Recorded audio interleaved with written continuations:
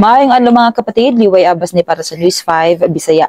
Miangkon ng abogado ni former President Rodrigo Duterte nga gamay ra ang tsansa nga tugutan sa International Criminal Court ang ilang apela alang sa temporaryong pagpagawas sa iyang kliyente. Sa usa ka interview, giingon ni Attorney Nicholas Kaufman nga ila nang gisumiter ang tanang gikinahanglan nga dokumento ug lakang aron suportahan ang maong hangyo.